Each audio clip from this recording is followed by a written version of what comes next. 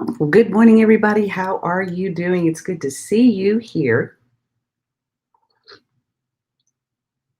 Aloha. It is the weekend, and I'm so glad to see you here. I'm going to take a few minutes, and I am going to share this link so that I can invite all of my other friends to come and join us for coffee. How are you doing this fabulous morning? Please feel free to chime in the comments and say hello. I'm sending up a message here so everybody will be able to see that we are live and in progress. How you doing? It's great to see you all here. How was your week? Folks popping in here. Good morning, Miss Mary. How are you doing? Good to see you. Hello, Sarah. Good to see you as well, my dear. Aloha, Kelly. Good to see you as well. Hey, Bear. How you doing? Are you feeling any better this morning? Good morning. Hello, Sherry. How are you? Good morning. Good morning. Hi, Judy. Well, thank you. You know, it's amazing what you can do when you get up and put a little paint on the barn, right? Good morning, Teresa. How are you doing, my dear? Well, it is great to have you all here. Thanks so much for joining me. Hello to the folks on Instagram. Good to have you here as well. You're doing a little bit better. Heart is still a bit heavy, yes. Guys, it's been a week. It's been a week. So today's featured mug, not gonna lie, the struggle is real. So happy Saturday, sip and salute. I am sipping and saluting all of you because we made it through another week. And this has been a doozy of a week. Some of my friends in Nashville, some of you who may not know, but one of my former pastors passed away suddenly this week. We were very surprised to get the news. And of course, when news started circulating, I mean, everybody within our church family community from that time were all devastated to hear of the sudden loss of our pastor, Danny Chambers. And it was really, really tough. And so, oh, good. So this event popped up in YouTube for you this morning. Great. Because yes, I am broadcasting live on Facebook, Instagram, and YouTube simultaneously. So thank you for letting me know that, Teresa. That's great. You are heading to Saturday work, and if your people await you. Well, Miss Mary, I know you're going to bless them mightily. I hope you have a good one. Oh, God, the struggle has been so real. So my daughter had her wisdom teeth out, all four, fully impacted. And the struggle has been real for her this week because she has been recovering from anesthesia and a major surgical procedure. So that has been, yeah. So guys, some weeks we just crawl right through them. Some of them practically do us in. I know a couple of friends had to completely get off of social media for the last couple of days because of it's been so heavy. So I'm hoping that this morning as we sit down together and have a cup of coffee, that maybe this will bring a little smile to your heart. Maybe this will bring a little joy to your day because we need it, right? I need it. I know I certainly need it. And I know you need it. So the struggle is definitely real. In fact, let me tell you how real the struggle is. Last night as I was getting ready for my show, my laptop crashed. And it crashed hard. I can't turn it on. I can't access anything. It is crashed. In fact, it's sitting on the floor over there because I'm getting ready to take it to a Mac repair store this morning. But my husband, God love him, I am coming to you live on his laptop. And let me just tell you about the beauties of saving your stuff to the cloud and signing in and using Chrome because I use Chrome as a browser, and when I logged in, all of my bookmarks were there, all of my passwords were there. There's certain things I can't access. One of them being my Facebook friends list that I have alphabetized that I'm currently doing my second round of purge. Obviously, I'm supposed to take a break for right now because That's a Word document saved on my laptop. Ugh. It's downloaded to my laptop, not on the cloud. So I'll know for next time. Yeah, so that happened last night, guys. Last night as I'm prepping the show. Mm, yikes, right? Good morning, good morning. Kevin, good to see you, my friend. Look at me and my fancy multicast. Well, again, Sarah, I'm trying to learn some new things, and I'm learning how to get around some of these little glitches that people have on social media. And I'm trying to be a little more creative on how I broadcast, how I share myself with the world, right? Maybe my laptop is overworked. You're struggling with your laptop watching on your phone this morning. See what had happened was, right? Good morning, Miss Andrea. How are you doing this morning? Great to see you. I'll be emailing you because I have a project that I wanted to see if you can help me make it. It's pretty easy, but I'll have to send you a message. So you were thankful, Teresa says, you're thankful that Bailey was able to have a play date yesterday, and her mom is one of my good friends. Spending the day with them yesterday was a moment of sunshine. Yes. Our ability to get together with friends or do things has been quite hampered. Michael and I went to the movie theater for the first time in over 6 months, and we saw a really great movie. It was a random one that we picked. We just decided we wanted to see something different, something that we didn't know anything about, and walk into the movie theater and watch the story unfold. And it was wonderful. So the movie we saw was called Words on Bathroom Walls. Words on Bathroom Walls. And it's a story of a young man who is in high school and doesn't understand. He has a problem, and he doesn't quite understand what's wrong until he is diagnosed by a doctor with schizophrenia. And so it shows the course of this young man and him trying to adjust to being in high school, going to a private school. And the story is told from his perspective as if he is talking to his therapist. And in fact, we are the therapist. So the story unfolds. It's beautifully done. It's beautifully acted. The storyline is great. And it tells the story of the struggles, the real struggle of what it's like to have a mental illness, how people see you, how people treat you, and more importantly, how love helps him move forward and be okay with who he is and managing his illness. So we loved the movie. It was great. We were so happy to get out and go to a movie theater and just experience that. And so, yeah. So this reminds you of the last movie you saw in theaters, and it was called Knives Out. That was another great movie, Kevin. I loved that movie. Knives Out was a great sort of comedy mystery movie, and it was wonderful. I loved that one. That was great. Well, so guys, it's been an interesting week. We had the Emmy Awards earlier in the week, and that was awesome. And there's a show that just swept the Emmys called Schitt's Creek. Now, before you get your back up or your hackles up about the show, it's well written. It's beautifully acted by Eugene Levy and Catherine O'Hara, and then Eugene Levy's son, Dan Levy, and his daughter's also in the show. But it's wonderful comedy. I loved the show. In fact, I'm going back and watching it again because it's just so funny and well written. And I was pleased to see the show, just take all the top awards in the first hour of the show.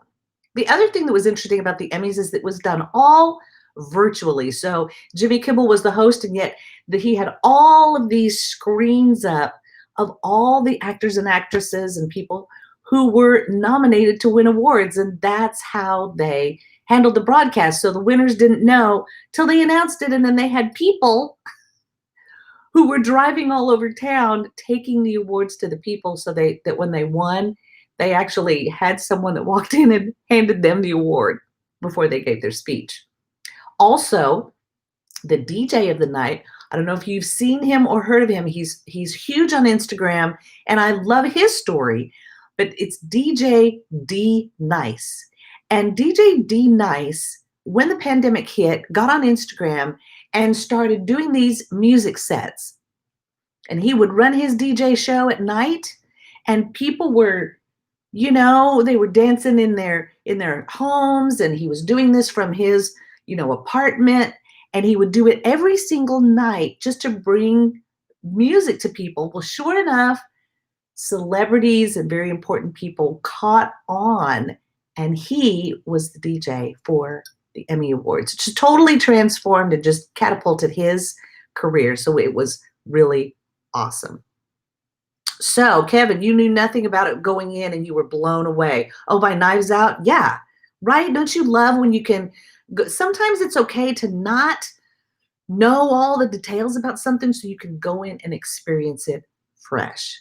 So, oh, you've heard about him. Yes, you've heard about him. You've heard about him as well, Andrea. I know. Isn't he great? And so, again, this is just a guy who was sharing his gift, sharing what he did on social media, just putting it out there, kind of like I do, and hoping that somebody will see the broadcast, will hear the broadcast, and hopefully it'll put a smile on their face or bring some joy to them. I mean, I know we were a couple of friends. Once we all realized we were seeing each other on the broadcast, it was really great because people were dancing in their own homes, and it just provided such a great music background for people's evenings. So anyway, I just thought that was cool. And so even in the midst of a struggle like a pandemic, I love the creativity that's being shown by a lot of people, how they're sharing their gifts and they're using these platforms in such a way that it helps encourage people, and you feel a little bit more connected even though we aren't able to physically be together. Definitely, yeah, that is cool. You had a few friends hyped for those Saturday nights. Right. It was wonderful. And so that has changed his life. And he's still doing music and doing things, but now a lot of people have recognized his talent and are helping him further his career. So I think that's awesome. Well, so for those of you that are watching this, you may have come across my broadcast. You have no idea who I am. Let me take a moment and introduce myself. My name is Renee Harden. I am an editor. I'm a writer. I'm a former educator. I love helping people learn how to write better, clearer, stronger. I help with editing books and helping the creative process of getting books written and published. So I love that. And because I love words so much, and because I am a Hawaiian girl, I love sharing and teaching my viewers a little bit about my Hawaiian culture. And so I am going to be offering you a Hawaiian word of the day today. I used to do this all the time on my Happy Aloha Friday broadcasts that I used to do. And so I am going to share today's Hawaiian word of the day. And that word is kuleana. Okay? Kuleana. So you can write that down. You can practice saying it, but it's kuleana. And what does kuleana mean? Well, kuleana actually means responsibility. It has to do with, in the Hawaiian culture, it is a unique Hawaiian value and practice, which is, it is loosely translated as responsibility in English, but the word kuleana refers to a reciprocal relationship between the person who is responsible and the thing for which they are responsible for, right? So this has to do with, say you are responsible over a group of students or a group of people. Maybe you have a team that you work with and that you're responsible for.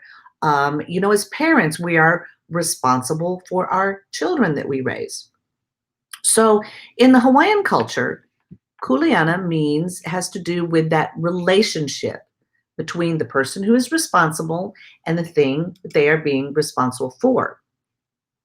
And in Hawaiian culture, it is also defined as a right, a privilege, a concern, title, business, property, estate, portion, jurisdiction, authority, liability, interest, claim, ownership, tenure, a reason or cause or justification. It also has to do with a piece of property, okay?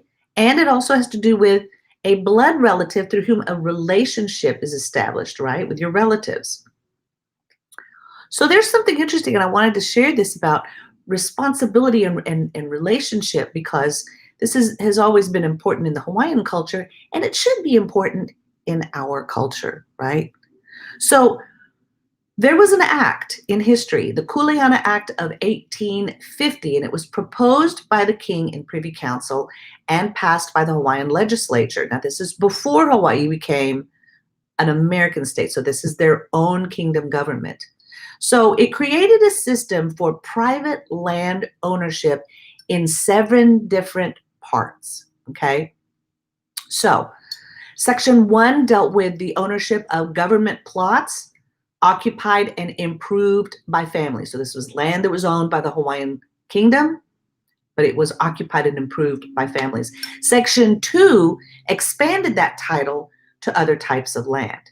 Section 3 defined land boundaries and the ability to exchange portions of land. Section 4 established a system for the Hawaiian government to distribute larger parcels of land. Section 5 established the largest size of family-owned lots. Section 6 attempted to distinguish between cultivated and waste lands, so lands that were cultivated and farmed, lands that laid waste. And then Section 7 established access to roads, to water sources, and to other natural resources. And so the Kuleana Act was passed. Now, the reason why I bring all this up when we talk about responsibility is that in 2017, Mark Zuckerberg, the one and only, Facebook creator, billionaire, he attempted to integrate property titles established by the Kuleana Act into a 700-acre estate that he was trying to build using quiet title lawsuits to establish ownership. And that didn't go so well. So the reason why the Kuleana rights came up is because in the mid-1800s, it protected the entitlement of Hawaiian tenant farmers and their descendants to have access to land. So for example, if you go to Hawaii, you try to buy a house, depending on where it is, and you may have heard me mention this before, but you pay a lease fee to lease the land that your house is on. You own the house, but you do not own the land, because the land is very important to the Hawaiian people. And so it was determined that that land would always remain to the Hawaiian people and the landowners. So there are families who own parcels of land that have been passed down for many, many, many generations. And so this is how it protects that land and makes sure that that land stays to the Hawaiian people. So in 2012, the Hawaiian Supreme Court confirmed the viability of Kuleana rights in present day. So it recognized the importance and the establishment of that act. So Mark Zuckerberg tried to file suit to eliminate the owner interests of more than 100 Hawaiian people in Kuleana lands. So there was a big kerfluffle. And guess what? Mr. Zuckerberg had to drop his lawsuits because he was trying to sue the families on the island of Kauai over their land. Responsibility. We have a responsibility, not only to ourselves, but to others in our relationships and in the way that we relate to and talk to and deal with others. Now, unfortunately, we are seeing not a lot of Kuleana used on social media. So most title, let's see. Hi, Michael. How are you doing? Good to see you all the way over from Israel. Most title in Israel works like that. You can lease land 49 years at a time. Right, right. Yes, Miss Mary. So let's sip to that.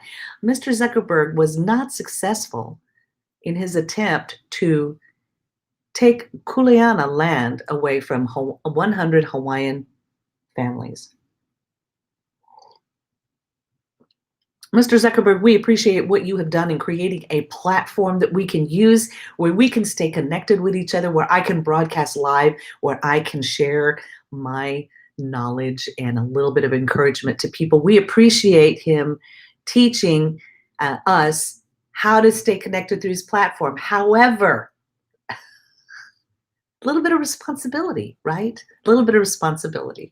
So, as you know, guys, I love sharing books, and I'm so excited because last week, these books were supposed to have been delivered. And of course, as soon as I did the broadcast last week, about 45 minutes later, the book showed up on my porch. So I'm so excited because I wanted to show them to you. So I actually have my friend's cookbook, thanks to my friend Lila, who actually delivered a copy over to our other house. And I also had the copies that I had ordered delivered to my house because they were, I had pre-ordered them because I got notice from the publisher that they were coming. And so when the book dropped, the book actually dropped on my front porch. So yes, here it is. Here is the official cookbook. I'm so excited.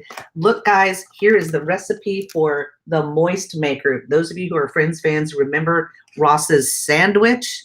The sandwich. So it actually has, and these are actual recipes. This is not a parody book. These are actual recipes. So you can get the moist maker, how Monica made that, all kinds of things, pizza and pastas, Chandler's grilled cheese. It actually looks pretty good, I gotta tell you.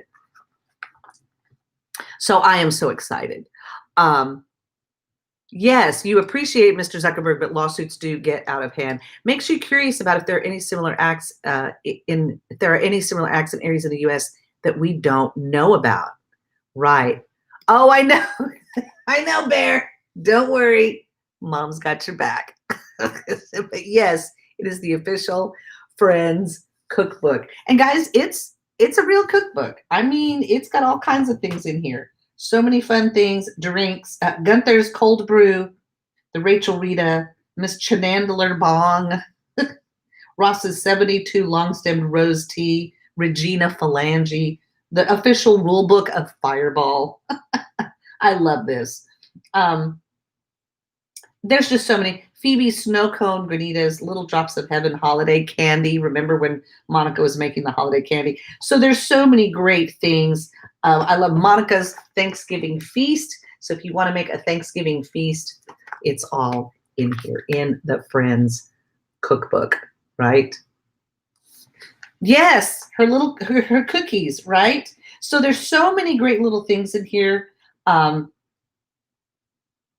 Half a shepherd's pie. Says the good thing about this recipe is that it doesn't include a recipe for half a traditional English trifle, which is a layered dessert. When Rachel botches her attempt at a Thanksgiving dessert, she serves half a trifle and half a shepherd pie to create a dish that only Joey has a taste for. Instead, we recommend you serve these individual pies in a wonderful entree. Don't confuse them with Rachel's meat trifle, page 163, and combine the two. So we have the recipe for half of a shepherd's pie. And then on page 163, I believe it says, oh my goodness, really? Oh, Rachel's meat trifle. Guys, this is why I love books. And I love special people who put together a great version of a great book. Like this. You need it. Yes, so you'll definitely need to get a copy of this. The other book that came that I was really excited about because I am such a Friends fan is this one called Generation Friends, an inside look at the show that defined a television era. And look, it's purple. I love it so. But this is a great book. It says on In September of 1994, in fact, it was actually September 24th, 1994, six friends sat down in their favorite coffee shop and began bantering about sex, relationships, jobs, and just about everything else. More than a quarter of a century later, new fans are still finding their way into the lives of Rachel, Ross, Joey, Chandler, Monica, and Phoebe. Friends have never gone on a break, and this is the story of how it all happened. Noted pop culture historian Saul Austerlitz uses exclusive interviews with the show's creators, producers, writers, and cast members to tell the story of Friends' creation, its remarkable decade-long run, and its astonishing streaming-fueled afterlife. There will be talk of trivia contests, prom videos, trips to London, superstar cameos, and million-dollar contracts. The book also reveals surprising tidbits. Monica and Joey were the show's original romantic couple and explores how Friends is still so tremendously popular. Deeply reported and packed with fun details, Generation Friends celebrates the show that defined the 90s and endures today. And you know what I love about this show? Yeah, listen, it's so great. Yes, absolutely. Yes, Michael. Oh, and the cookbook. Yes, absolutely. Well, so here's the reason why I have always loved the show. One, the show does not have them using social media. It shows six friends who lived their lives completely outside of the realm of social media. I mean, I mean, in some of the episodes when it shows them using a cell phone is pretty interesting. But this show is completely devoid of any social media references or the characters using them, right? Also, when we think about Kuleana and responsibility, I love how the characters were so faithful to their relationships with their friends that they were very responsible to each other.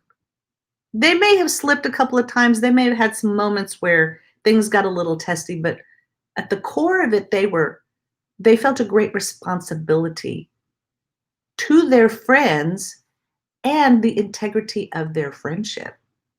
They didn't let those things get in the way. And unfortunately, we're seeing a lot of people today dealing with things and letting social media get in the way of those relationships.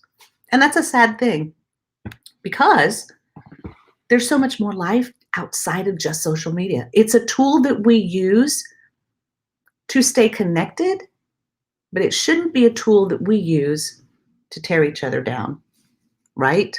I never saw that in the show. I never saw them intentionally tear each other down because they didn't want to hurt each other. They were close.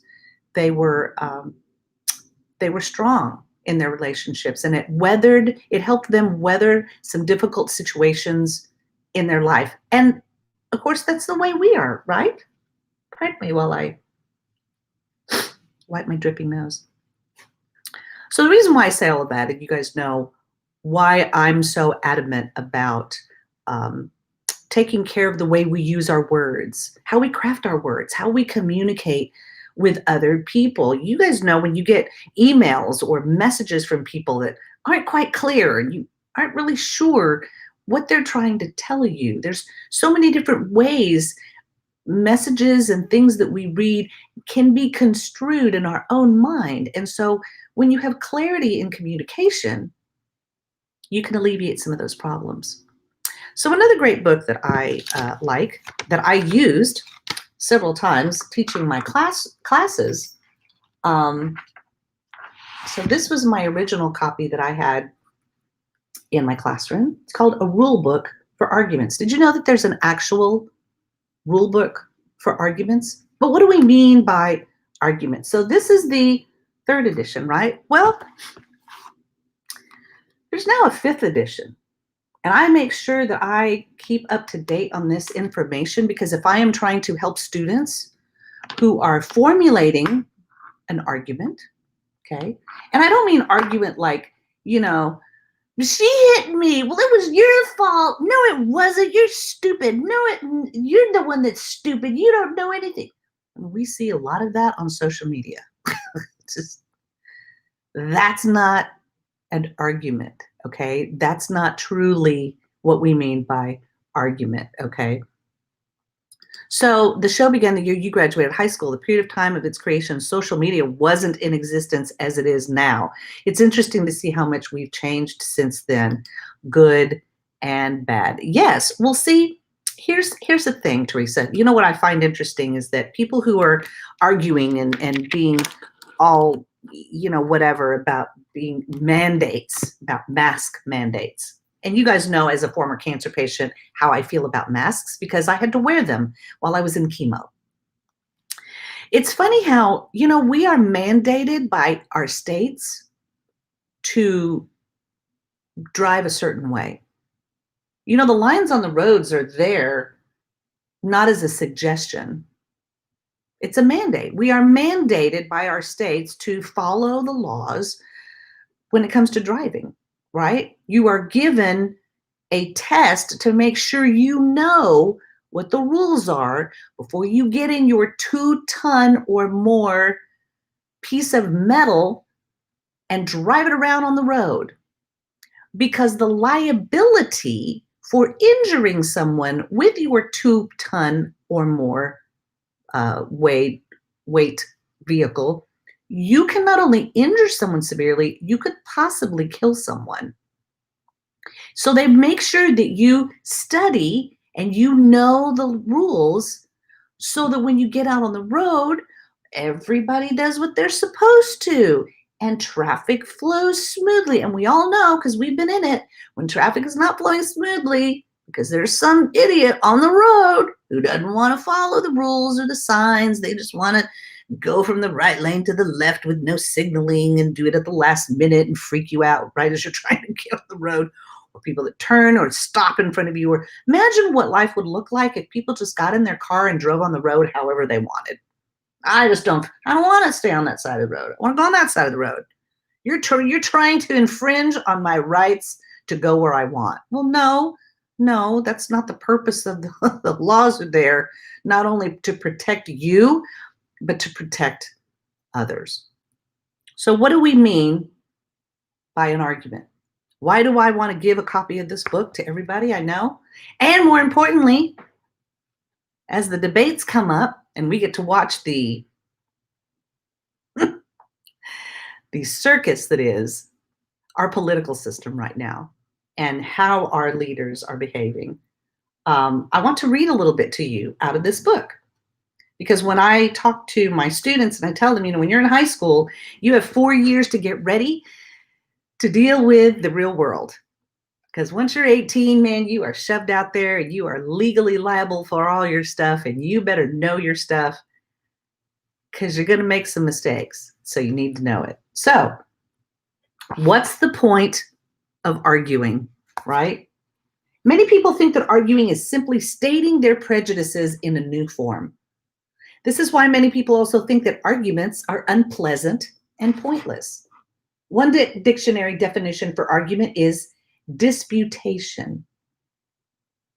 In this sense, we sometimes say that two people have an argument or a verbal fist fight. This is what we see on social media all the time. When comments start blowing up about something and people start getting ugly and showing their ass, right?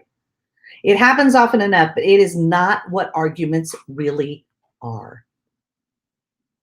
In this book, to give an argument means to offer a set of reasons or evidence in support of a conclusion. Here, an argument is not simply a statement of certain views, and it's not simply a dispute.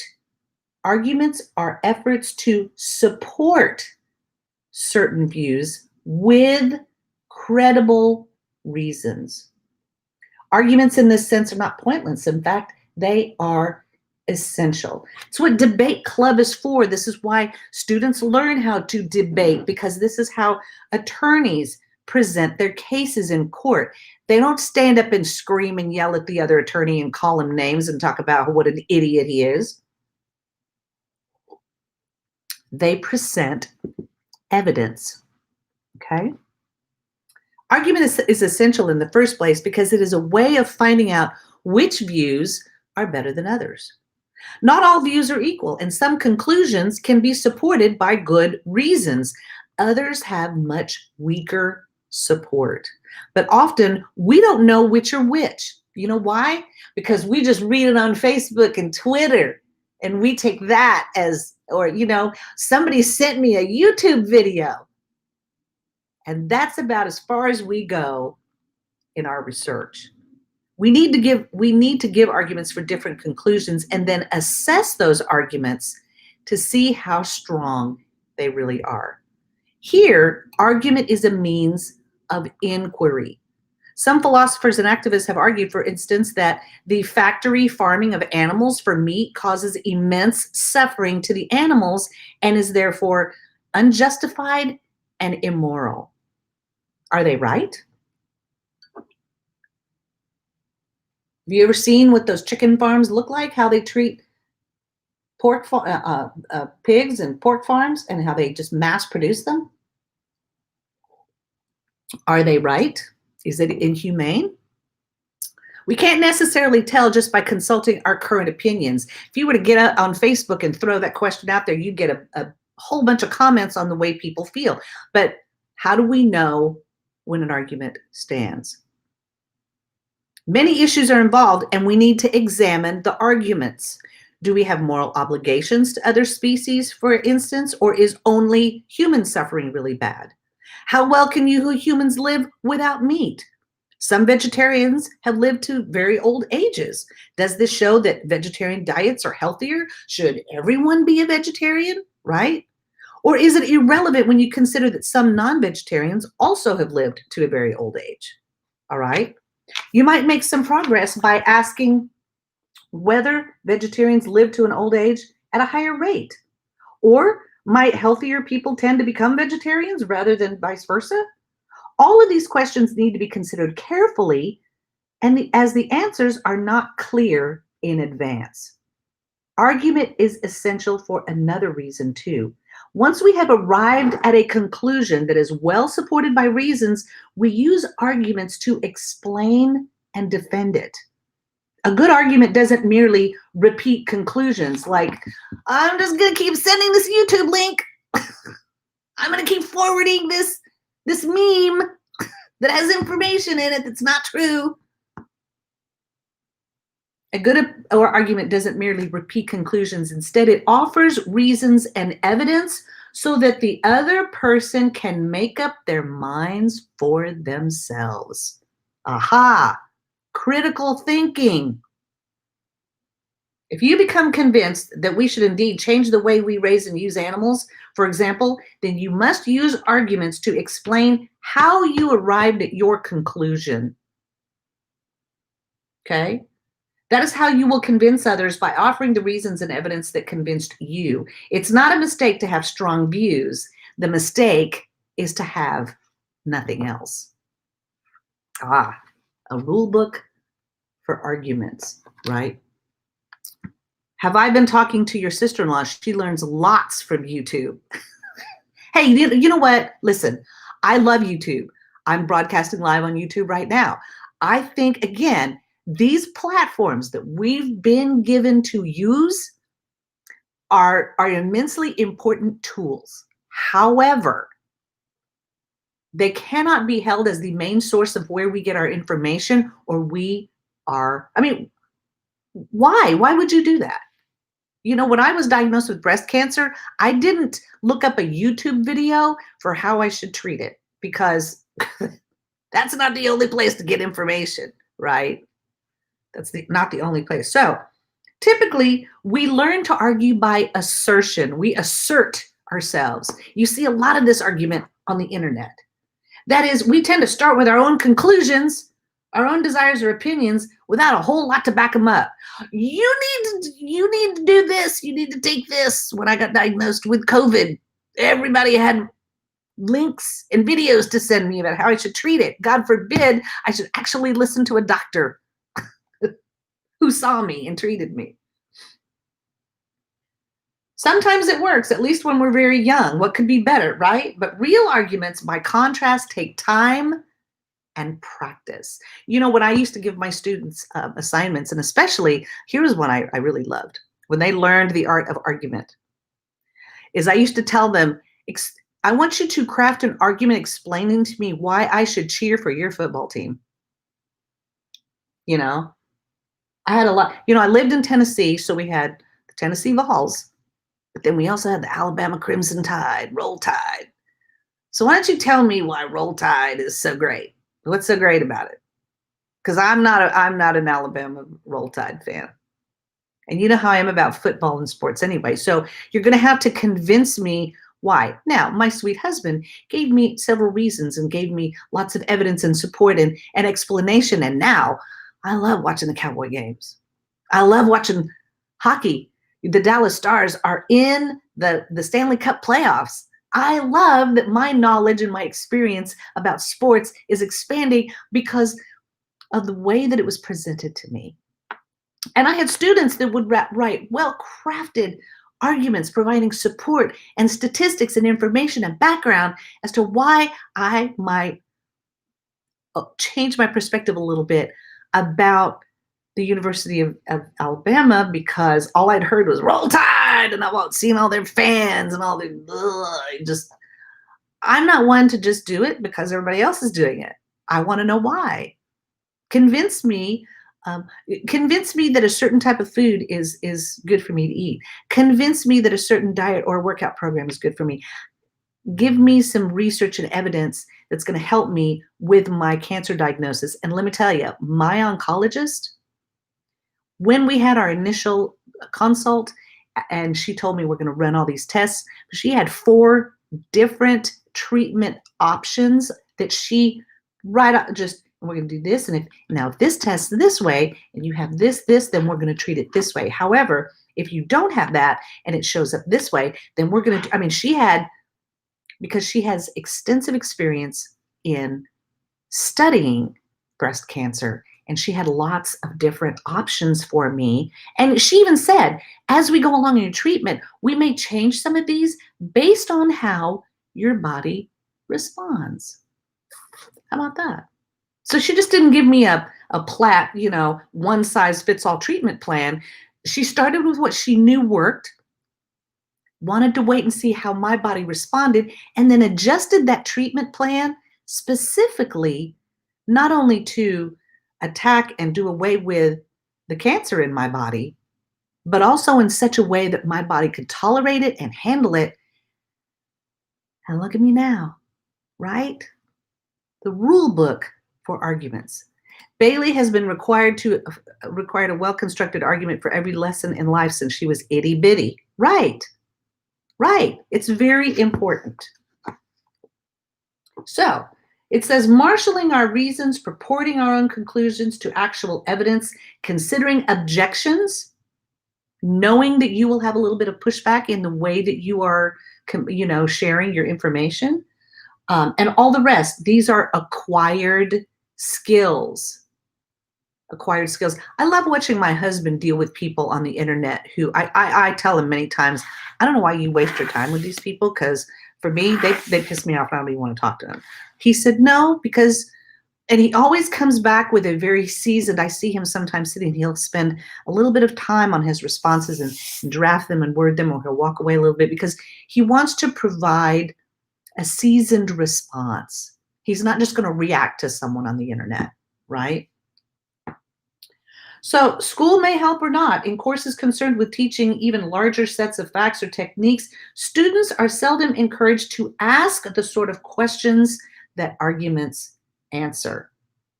Sure, our Constitution mandates the Electoral College. That's a fact. But is it still a good idea for today? Something that was done 250 years ago? For that matter, was it ever a good idea? What were the reasons for it anyway? Now, this is not a book stating a certain bias one way. It's just presenting an example. Sure, many scientists believe that there's life elsewhere in the universe, but why?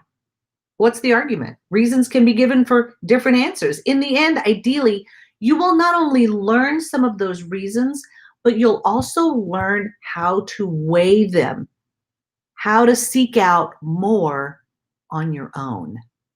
Seeking out, the Bible tells us in 2 Timothy chapter 2, and I love this verse, and I used this verse many times with my students because I wanted them to understand why they were taking my class. You know, Miss Renee is not just assigning you homework to make you miserable because I want to weigh you down with a bunch of English and you're to have to study for a test.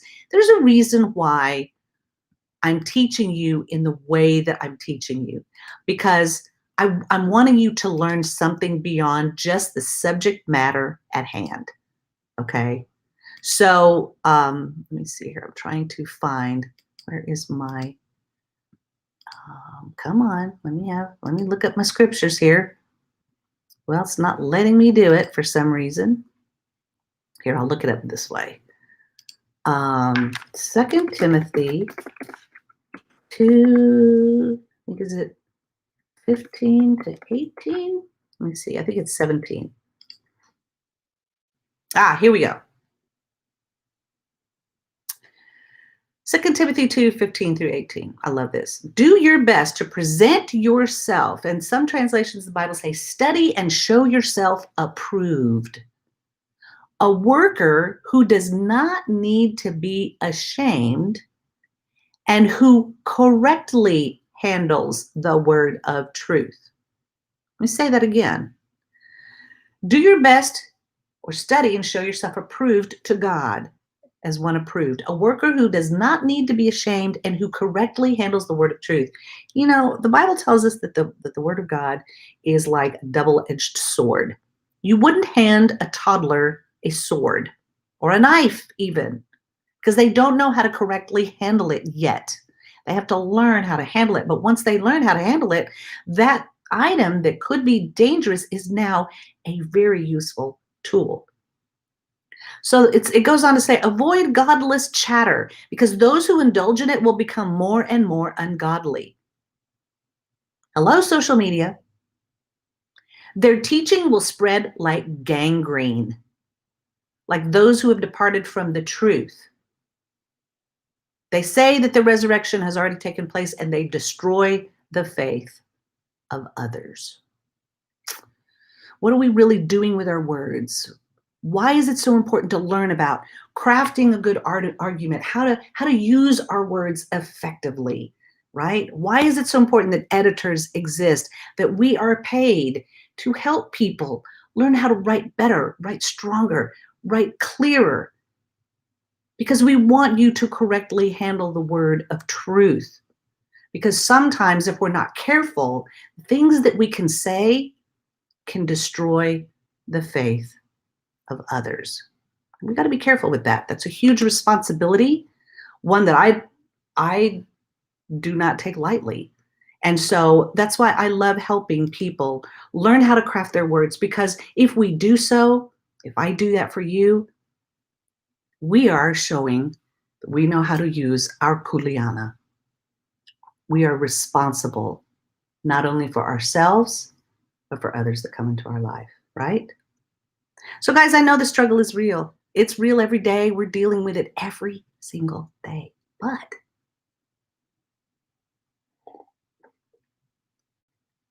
there's always coffee, and there's always a chance for us to come together like this and share. And hopefully I'm able to encourage you a little bit. So I want to thank you for being here on the broadcast. Those who have been here live and commenting, I love that you have been popping in here and sharing your thoughts.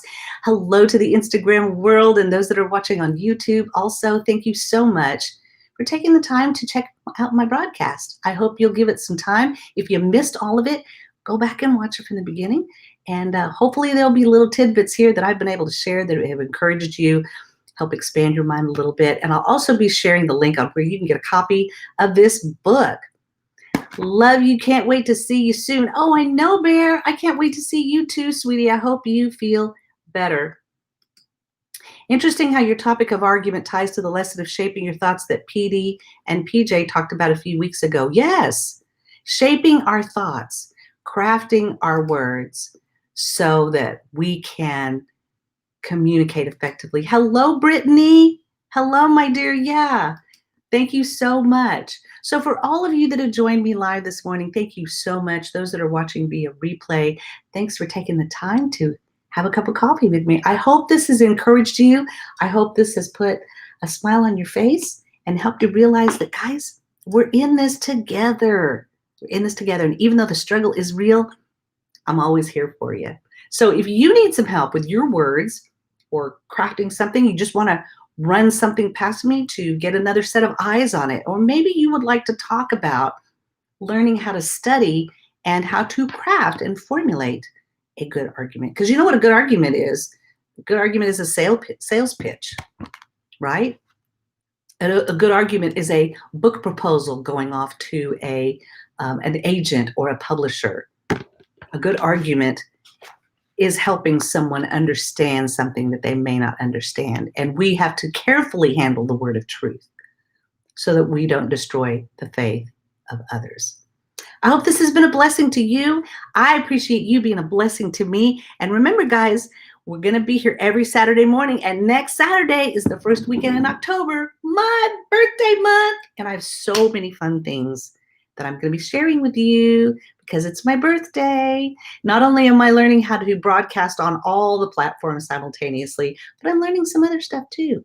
So if that interests you, I hope you'll join me back here next Saturday for more of our conversations over coffee, right? Well, thank you. Love you too, Teresa. Thanks so much. Thanks so much. Wise words. Well, thank you, Kelly. Listen, I appreciate it. I hope that whatever I share is a blessing. I know October, guys. So not only did my laptop crash this week, but one of our air conditioners in our house went out, and I've been dealing with that too. So you know what? Guys, we're always dealing with things, but be grateful that you have things to deal with because that means you have a busy life. And if you have a busy life, you are blessed.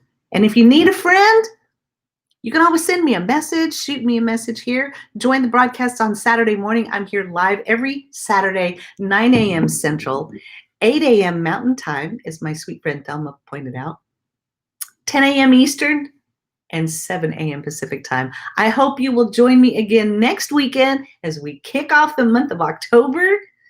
So start celebrating early from my birthday, and the whole month of October is going to be a celebration month. So I can't wait to share with you. All right. Have a good one, guys. Thanks for being here. I'll see you next Saturday.